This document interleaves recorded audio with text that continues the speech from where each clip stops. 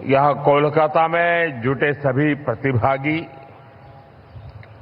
देश विदेश में योग से जुड़ रहे सभी साथी और मेरे प्यारे देशवासियों, 21 जून का ये दिन पृथ्वी के कुछ भूभाग पर साल में सबसे लंबी अवधि का दिन होता है और अंतर्राष्ट्रीय योग दिवस के कारण 21 जून का ये दिन विश्व के सबसे बड़े सामूहिक उत्सव का दिन भी बन गया है। विश्व के अलग अलग हिस्सों से योग की एक से एक अद्भुत तस्वीरें आ रही हैं। भारत में हिमालय से लेकर हिंद महासागर तक, पूर्वोत्तर और पूरब में बंगाल से लेकर पश्चिम में सौराष्ट्र तक पूरा देश योग की ऊर्जा से, चैतन्य से भरा हुआ नजर आ रहा है।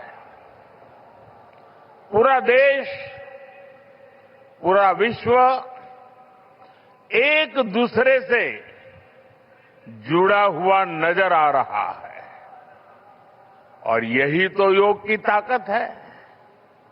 योग सबको जोड़ता है, योग सबको साथ लाता है। मैं इस अवसर पर पूरे विश्व को, संपूर्ण मानव समुदाय को अंतर्राष्ट्रीय योग दिवस की बहुत बहुत शुभकामनाएं देता हूं। साथियों, आज योग दिवस पर मैं खास करके पूरे बंगाल में, कोलकाता में यहां बने स्वच्छता के योग के लिए भी कोलकाता वासियों की सराहना करूंगा। ये अद्भुत पहल है, स्वच्छता से स्वागत। स्वच्छता से स्वागत पहल के लिए जिस तरह यहां लगातार श्रम किया गया है, नागरिक कर्तव्य निभाया गया है, वो सभी देशवासियों के लिए आज एक बहुत बड़ी प्रेरणा बन गया है। साथियों, योग दिवस के अवसर पर आज बंगाल में होना बहुत ही विशेष है। बंगाल की ये पवित्र भूमि, जहां भगवान रामकृष्ण परमहंस जैसे सिद्ध संतों ने अवतार लिया, जहां से निकलकर स्वामी विवेकानंद ने पूरे विश्व को योग से परिचय कराया, जहां महर्षि अरविंद जैसे महान योगी ने जन्म लिया, लाहिड़ी महाशय जैसे महान योगियों ने जहां योग परंपरा को नई ऊंचाइयों तक पहुंचाया, आज उसी धरती पर सामूहिक योग का अनुभव एक अलग आध्यात्मिक अनुभूति दे रहा है। इसी बंगाल की धरती पर जन्मे गुरुदेव रविन्द्रनाथ ठाकुर का मानना था कि मनुष्य की पहचान अलग अलग रहने में नहीं, बल्कि अपने आसपास की दुनिया से जुड़ने में है। यही जुड़ाव योग का मूल भाव है। महर्षि अरविंद भी कहते थे, हमारा पूरा जीवन योग है। चाहे हमें इसका बोध हो या न हो। योग जब स्वभाव में आता है तो वो मानवीय एकता का आधार बन जाता है। साथियों, योग केवल शारीरिक श्रम का साधन नहीं है। योग किसी एक आयु वर्ग के लिए सीमित भी नहीं है। भारत में हम जानते हैं और देखते आए हैं, योग मानव के जीवन का चेतना के साथ, ऊर्जा के साथ एक प्रकाश भी है। इसलिए इस वर्ष अंतर्राष्ट्रीय योग दिवस की थीम रखी गई है, योगा फॉर हेल्दी एजिंग। उम्र बढ़ने पर भी हम स्वस्थ रह सकते हैं, हम ऊर्जावान और सक्रिय रह सकते हैं।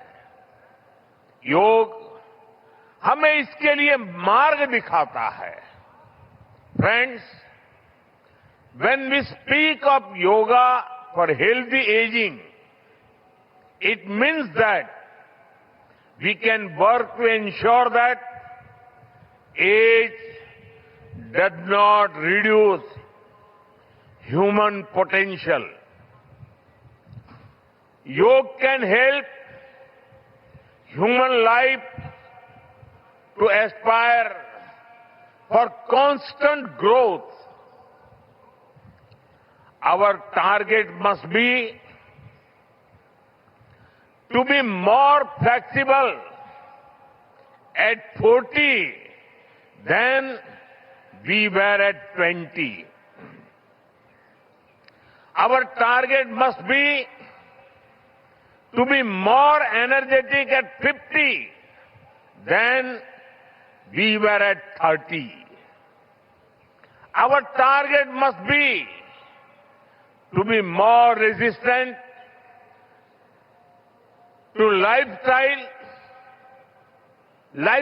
disease at 70 than we were at 50. This is where yoga can help us. It helps us tune our bodies to be flexible. It keeps our energy levels high.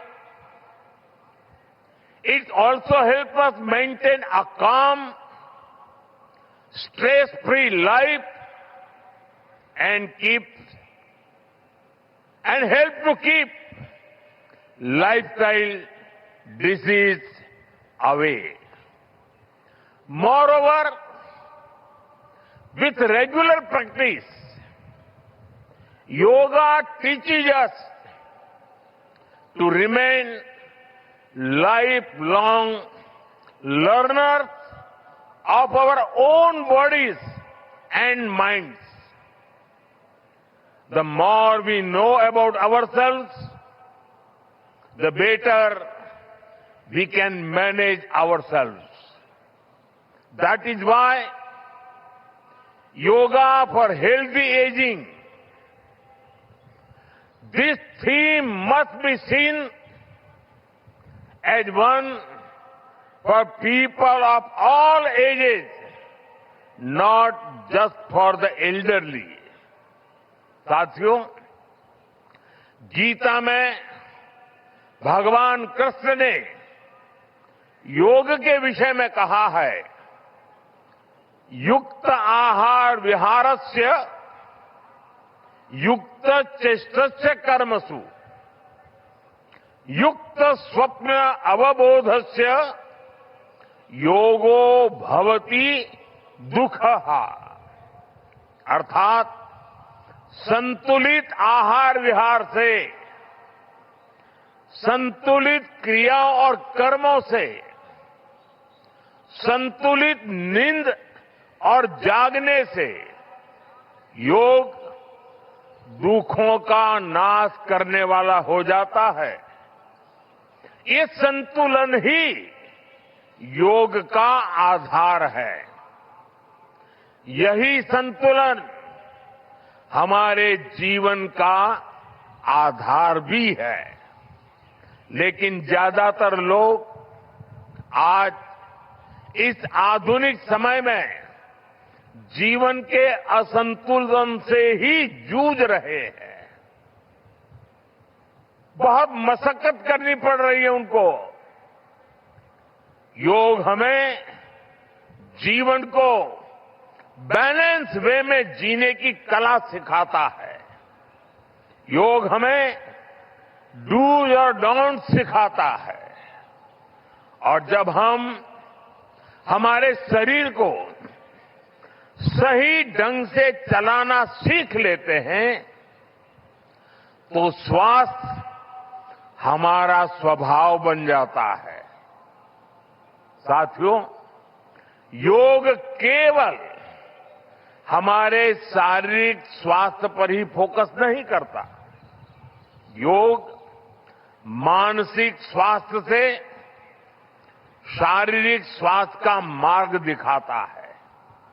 इसलिए योग के विषय में युक्त चेष्टस्य कर्मसु कहा गया है। यानी हमें क्या करना चाहिए, क्या नहीं करना चाहिए, इसका बोध। ये बोध हमारे जीवन में शांति का स्रोत तो बनता ही है। इससे विश्व शांति का मार्ग भी खुलता है। इसलिए योग आज केवल हमारी पर्सनल लाइफस्टाइल के लिए जरूरी है इतना ही नहीं है।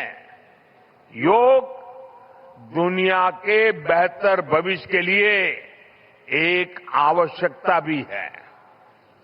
साथियों, अंतर्राष्ट्रीय योग दिवस के अवसर पर करोड़ों लोग योग से जुड़ते हैं। लेकिन आज का ये दिन हमें अपने साझा संकल्प को फिर दोहराने का अवसर देता है।